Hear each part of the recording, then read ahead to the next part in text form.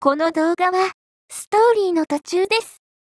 最初から見たい場合は概要欄またはチャンネルページの再生リストからご視聴ください。なお、外国語に対応した字幕をつけておりますが、自動翻訳ですので、精度が低いことをご理解ください。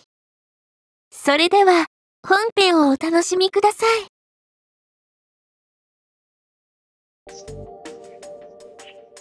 俺は早足に進みながらもスマホの設定をあれこれといじっていた。もし考えている通りの状況なら一筋縄ではいかないはずだ。突破口は自ら気づく必要がある。そのまま1年生の教室へ向かうつもりだったのだが、庭園の方に見覚えのあるやつが寝転がっていたのだ。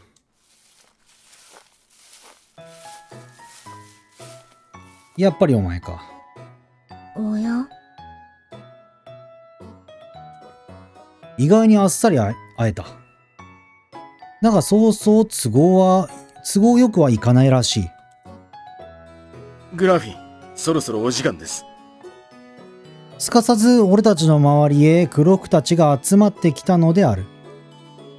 俺には王女様を連れ去った前科もある。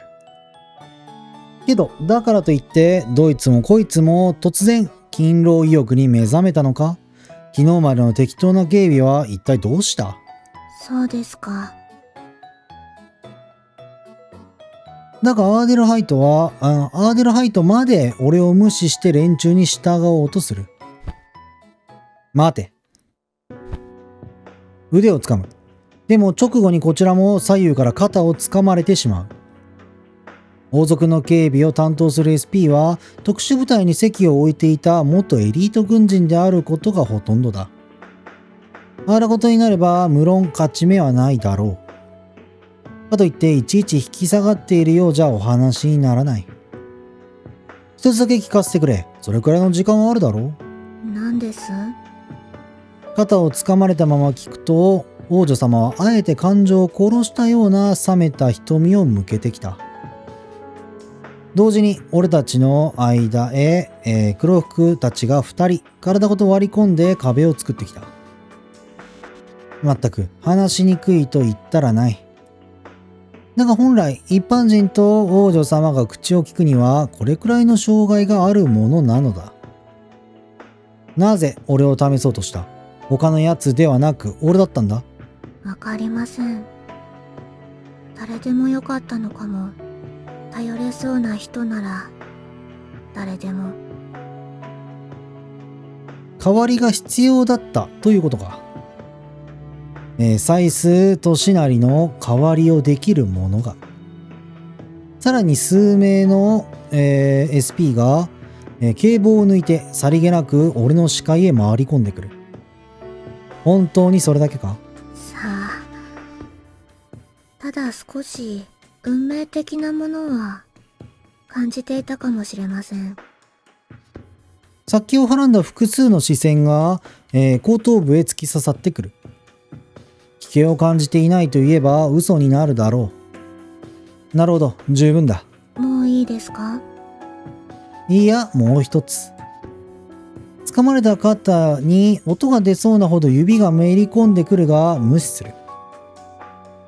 恋愛の ID を教えてくれないか？はい。あのお嬢様に教えたんだから別にいいだろう。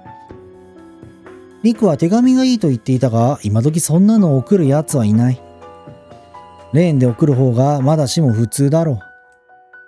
ほら、QR コードだ。読み取ってくれないか？真意を問うように瞳を覗き込んでくる。そりゃあそうだろう。王女様の ID は普通警備サイドにも監視されているはずだ。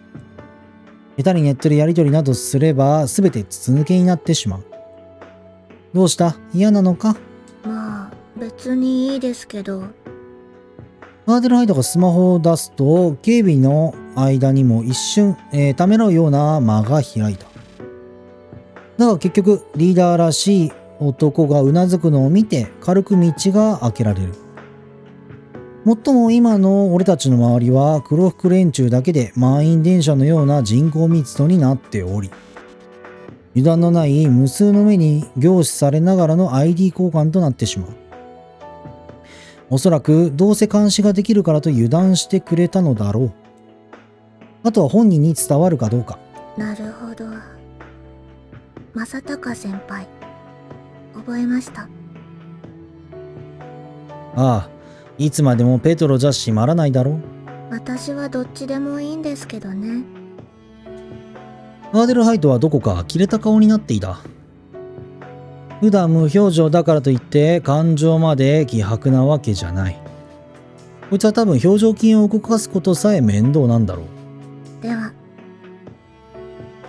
なるほど。例えばレーンの ID のその表示名をお前は助けてほしいのかにして、イエスなら書けと、ノーなら黙れと、そういう話のやり取りもできたりするんかな。アーデルハイトが立ち去ると黒服連中もがっちり脇を固めたまま後に従った。大名行列のように物々しくも黒服はどこか壮烈を思い起こさせる。直後に修行の鐘が鳴った。やはりあいつはクレバーだ。おそらく伝わったという意味だったのだろう。だから俺もレーンの設定を元に戻しておく。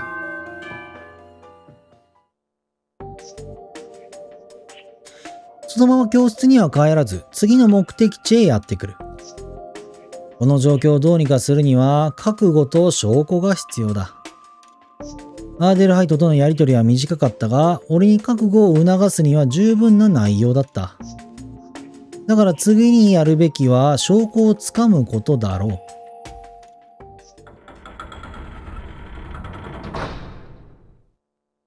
う。やはり来てしまいましたか。サイス君は来るような気がしていたんです。さすがだね。俺のこと分かってくれるのは葵さんだけだよ。素顔を見せるためにメガネを取る。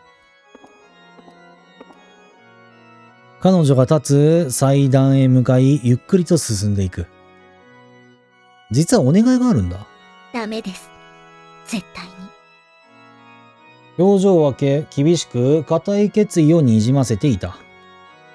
俺を待っていたのは何も願いを叶えてくれるためだけではなく、反対に止めるためだったらしい。いいですか？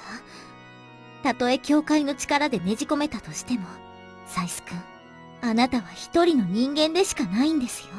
王族から目をつけられることになってしまいます。その意味を考えなさい。やっぱり。祭壇へ足をかける。そのまま壁との間へ彼女を挟むように手をついた。葵さんは俺のこと分かってくれてるんだね。サイスお君。ほ。何も言う前から俺のお願いを分かっているんだから。いいね。反対の手でめでるように髪をすくい取る。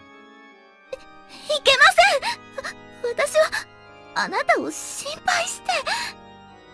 だったら一つだけ確認させて。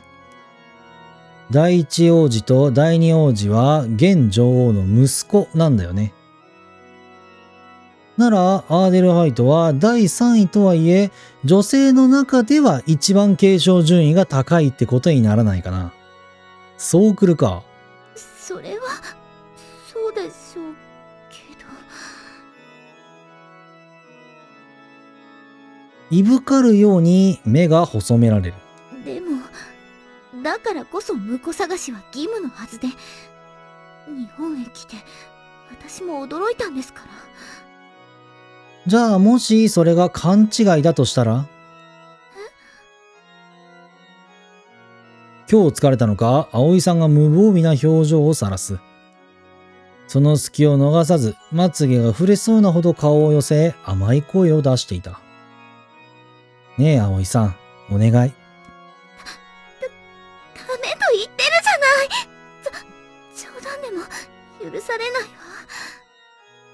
捕獲されたっていうファンダメンタリストと面会したいんだ。だから私はあなたが心配なの。もちろんファンダメンタリストは利用されただけなんだろう。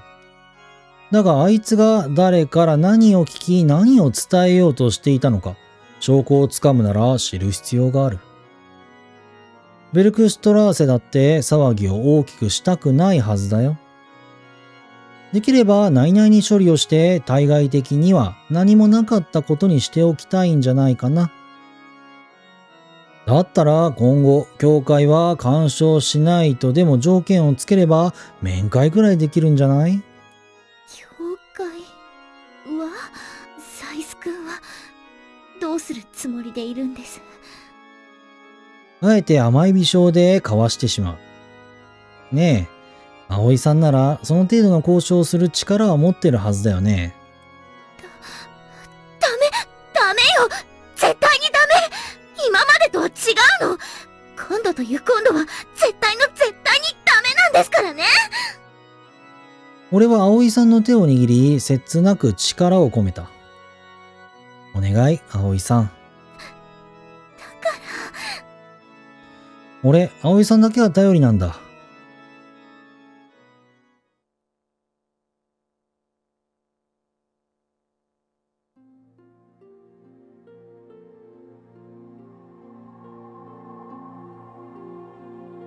もうかれこれ10年以上も前になるだろうか。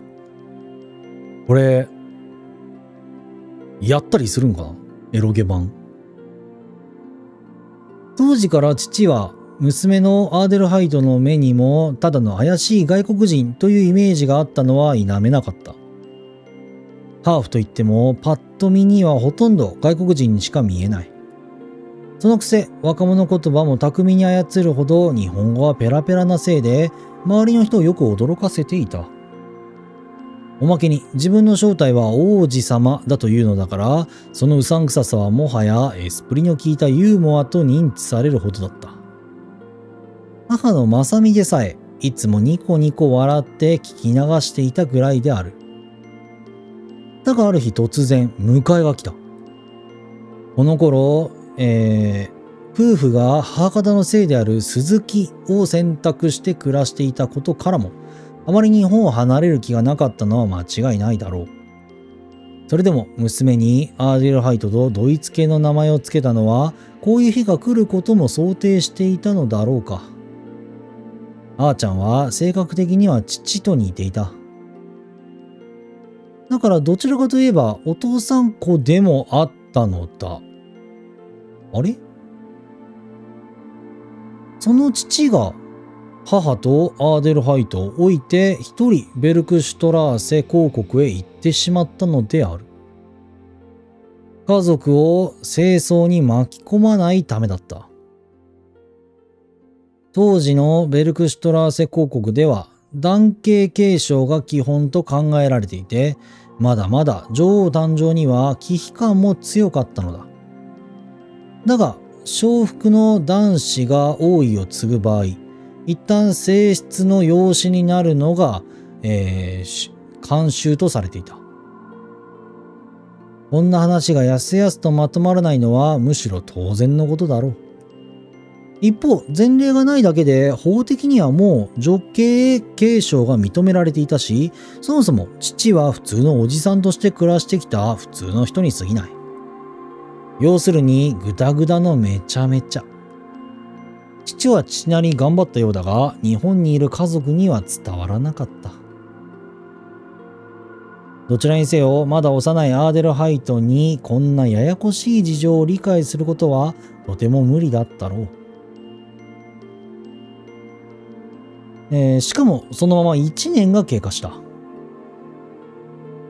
これだけの長期間、一家の大黒柱が家を空けたとなれば、幼い子を迎える母がどれほどの危機感を募らせていたか。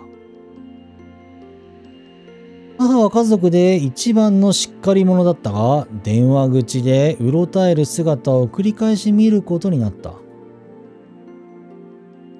アーデルハイトもまた一人ぼんやりと橋の向こうを眺める日が多くなっていた。生来ぼんやりした性格の彼女は自分でもなぜこんなことをしているのかいまいち自覚がなかったように思う。何かをただ待っていた。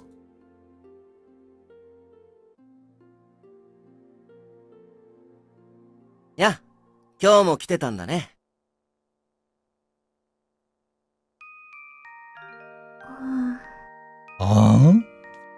なんかすごいのだな。なんか見覚えのある風景だな。いちいち振り返りもしなかった。あ、これが例の金髪のフード男やろ。違った。全然違った。お前そんなイケメンなんか。サイスとしなり。この頃何かと気にかけてくれたのが母の幼馴染だというサイスとしなりだった。彼がそばにいてくれるのは当たり前になっていた。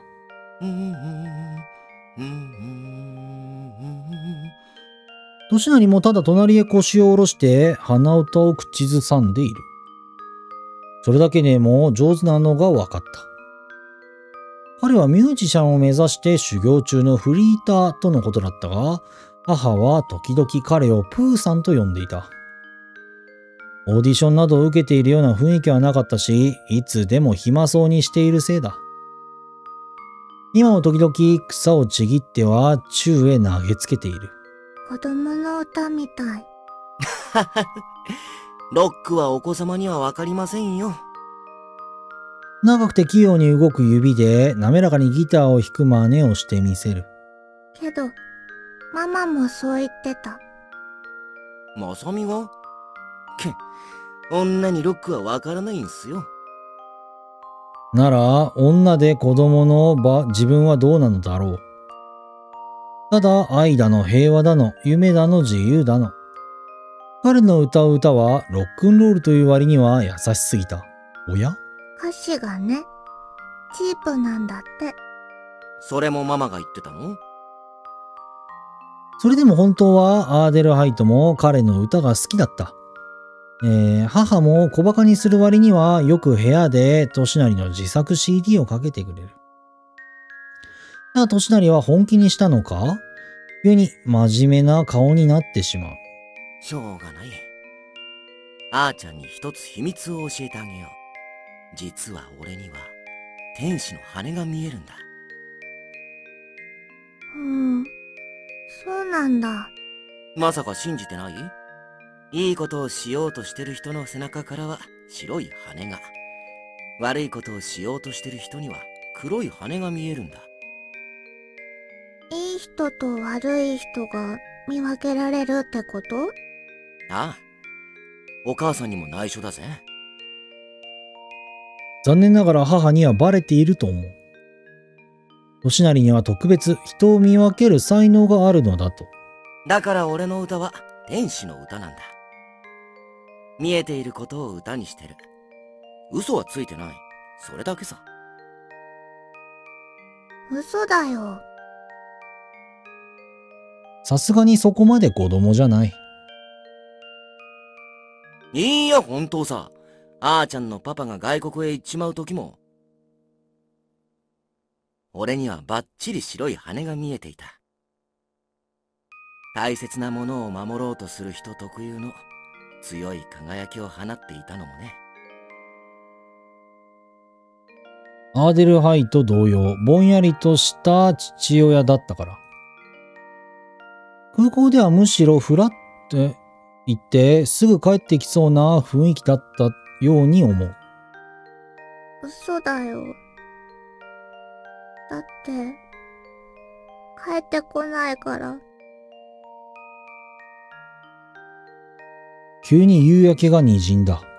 俺とあいつは仲いいってほどじゃなかったけど、家族を大切にする男だったのは間違いない。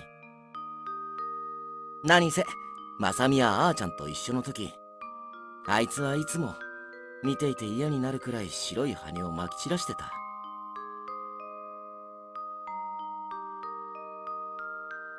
大切で、大好きで、仕方ないからさ。いつの間にかほっぺたが濡れてスンスンと鼻を鳴らしていた。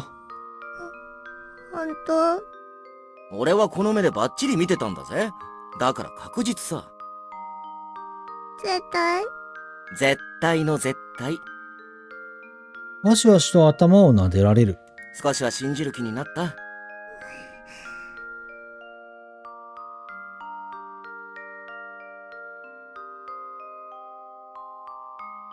きっと年成がいてくれたから。寂しさも耐えられた。いつでも優しいから年の離れたお兄さんのように頼ってしまうのだろう。おそらくは母も彼が言うから父を信じることに決めたのだと思う。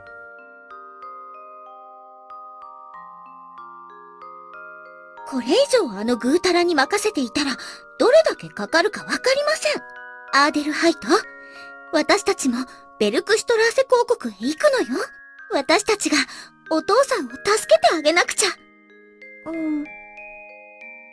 普段おっとりしている彼女がこれだけ強い意志を見せたのは、この日が最初で最後だったように思う。きっと母の選択は正しかった。お別れか。けど二人にとってはこれからが大変だ。あーちゃん、パパとママを守ってあげてくれるかい？だけど今度はお兄さんと別れる寂しさに耐えねばならなくなったのである。どうしたの？そんな顔しない。ほら。もしあーちゃんが困っていたら、俺はいつでも駆けつける。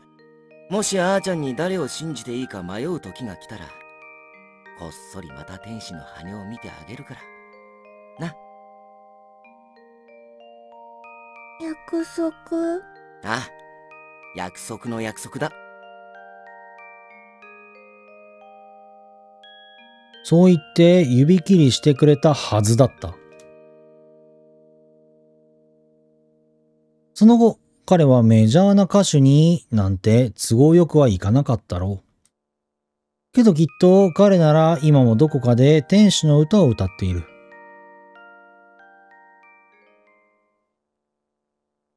そう信じていたのに。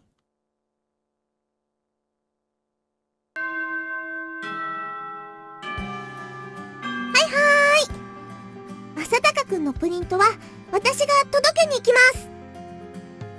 この日の放課後、2年 E 組の教室。美羽とカノは担任から正隆のプリントを代わりに受け取っているところだった。学校休んだのか？今朝飛び出してから彼はそのまま帰ってこなかったのである。へえ。そこへ、開いたままのドアを叩く音が聞こえてきた。どうも、カノさん。お？あーちゃん、わざわざ来てくれるなんて嬉しいな。私もちょうど後で連絡しようと思ってたんだよ。そうなんですか。実はカノさんにお願いがありまして。あれ、なんだろう。カノは数名の黒服が少し離れたところに立っているのをちらりと確認してしまう。校内まで SP が入ってくるなんてどうしたわけか今日はやけに物々しい。おまけにアーデルハイトの、微笑もなんだかいつもより機械的なものに見えていた。実は明日の歓迎会で読むスピーチの原稿を見てほしいんです。いいよ。けど私で大丈夫かな。今朝正隆くんも会いに行ったんだよね。みんなに見てもらおうと思って。日本の敬語は難しいですから。差し出されたノートを開いてみると、そこにはメモ用紙が挟まれていた。警備を巻いて郊外に出たい。おお。私もちょっとだけ本気を出してみようかと。前に似たようなことがあった時、ぐうたらな父でも少しは頑張ってたみたいですし、その方が後々楽ができそうですからね。ふふふ、なんだか矛盾してるね。けどこれくらいお安いご用だよ。私に任せて。ナナち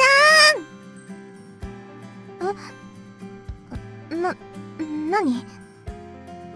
今朝のことがあったせいか、七尾は微妙に気まずい顔をする。けど、カナはお構いなしに先ほど担任から受け取ったプリントを押し付けてしまう。ほう。やっぱりこれ、ナナちゃんが届けてあげて。は？でもこれ、サイスの？うん。正隆くんと仲直りしてあげてほしいな。きっと、話くらい聞いてくれるはずだよ。じゃ！おほほ。待ってカノ、そういうことじゃなくて、私一人で？初めてのところへ一人で行くのは苦手っていうか、カノ？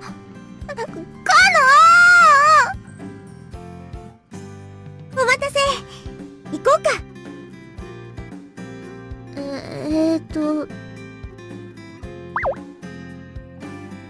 カナはアーデルハイトの腕をつかむとずんずん進み始めてしまう。もちろん警備もその後をついてくる。どうもこれはアーデルハイトの想定とは違ったらしく、足取りが戸惑いがちになっていた。大丈夫大丈夫、任せて。ここだけの話、私もうるさいお付きの人を巻いて逃げたことなら何度もあるから。はあ。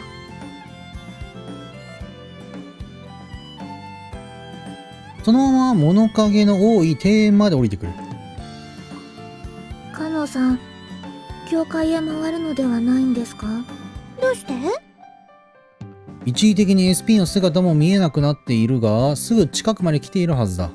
いえ、てっきりカノさんも教会の関係者なのかと。へえ、やっぱり西洋ではそっちなんだね。言いながらカノはキョロキョロと何かを探しているらしい。カノさん、先ほどから何を？実は私ね、忍者の修行を受けたことがあるんだよ。ご丁寧に両手で印まで結んでみせる。はあ、尾行の巻き方くらいなら多分大丈夫かな。昔ジーヤがこっそり教えてくれたんだ。あ、今のジーヤじゃなくて前のジーヤだよ。正隆くんのお父さん。私の家はね、昔大名って言ってお侍さんの偉い人をやってたの。サイスの家はその頃からうちでお庭番、要するに忍者としてお仕えしてくれてたんだよ。それ本当の話なんですか？お、いたいた、猫ちゃん。よし、ちょっとだけだから、良いではないか、良いではないか。あいた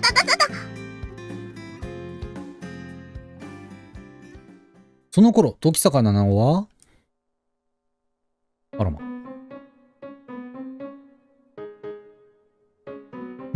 すごい。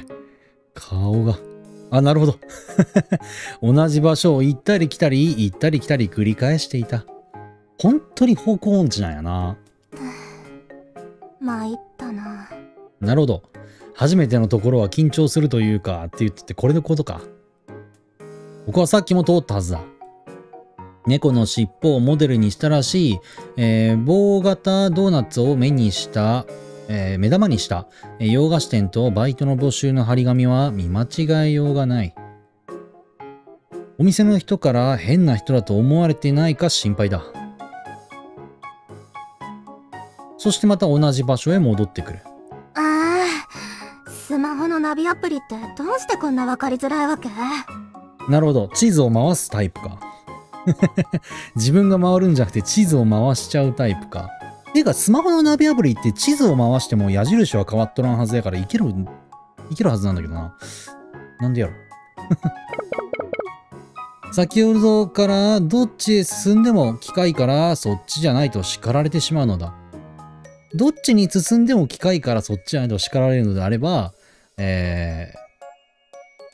消去法やろ。このアプリは一体自分にどうして欲しいというのか。額の汗をハンカチで拭いながら泣き出したい気持ちになっていた。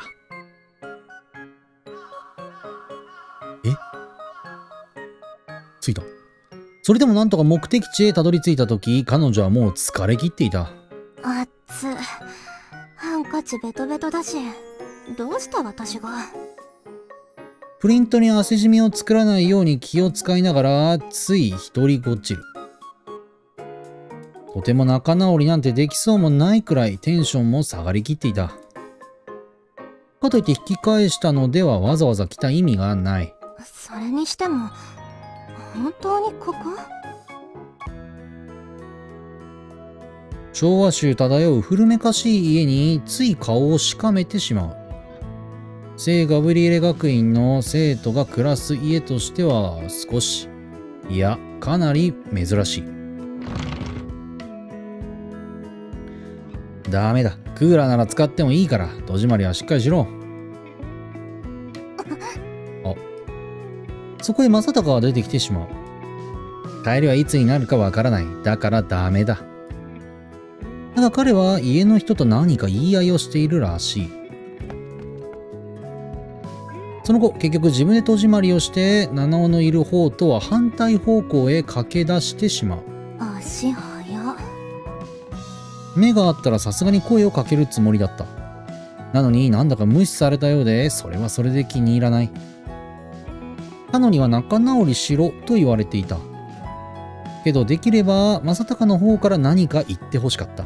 そうすれば少しは自分も優しくできるはずなのだ。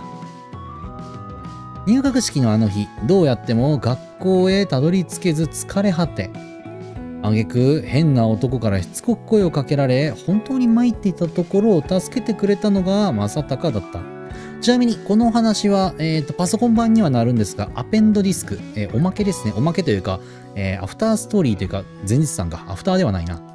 アペンドディスクというか、アペンドという形で、ちゃんとしたストーリーが、公式サイトで、無料で配布されてますんで、パソコンをお持ちの方はぜひね、やっていただければと思います。でも多分18禁、エッチシーンはないと思うから大丈夫だとは思うんだけど、でも一応18歳未満はやっちゃあかん作品だから、はい、気をつけましょうね。あの時も、そしてその後、カノの幼馴染と分かった後も、正隆が七尾に優しい言葉をかけてくれたことなど、ほとんどなかったように思う。ほほん。バカバカしい。なんかイライラしてきた。プリンター郵便受けにでも突っ込んでさっさと帰ろう。なんかふと視界の隅に見覚えのあるものを見つけてしまったのである。なんじゃらほい。で、お嬢様は。お邪魔しまーす。あらま。声をかけてみるものの、少なくとも1階に人がいる気配はなかった。勝手に入るのはまずいかな。けど、やはりそうだ。顔を覗かせて、確信を深めていた。すげえ、五寸釘だ。マジで忍者なんだ。ショッピングへ行った都市ビルやレジャープールで見たものと同じに見える。やけに武骨でゴツゴツしていて、ひどく暴力的な形状は他で見たことがない。今度はそれが丸太を切り出したような分厚い板に根元まで突き刺さっていたのである。何本も何本も。どういうこと？手で刺したらこんなに深く刺せないよね。持つところが残ってないし、釘なんだから金槌で打ち込んだのかもしれないけど。何のためにっていう話やろ。それなら頭のところに叩かれた痕跡が残るはずだ。確かに。言われてみりゃ両方尖っとるもんな。厚さは15センチはあろう丸太はまるでダーツの的のようにも見える。けどダーツのように投げたとして切っ先が貫通するほど深く刺さるなんてあり得るのだろうか。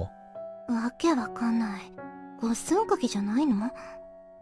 けど一体。気づくと庭の奥まで入り込み手を伸ばしていた。お？触るな。お？それは鉄兜だって貫通する。やや鉄砲は球面に弾かれやすいが、それは頭蓋骨ごとぐちゃぐちゃにするぞ。されシャー七尾は丸太を置くと足音を潜めて逃げ出していた。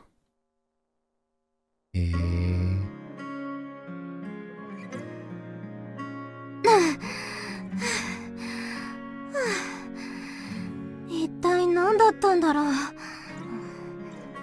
明日謝っとこう。一応あいつに普通じゃない事情がありそうだということは察している。少しくらい説明してほしいという気持ちも相変わらず強い。イライラしてしまうのもそのせいだろう。けど、だからといって詮索する権利まではないはずだ。家庭に庭に入ったのは我ながらやりすぎだった。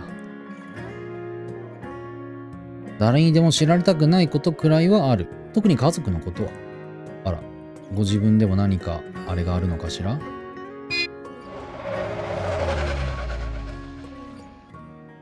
そこへ柔らかくクラクションが鳴って高級車がゆっくりとそばで停車した。いやー、七尾ちゃん、今帰りがいい。沢木。沢木？どちらさん？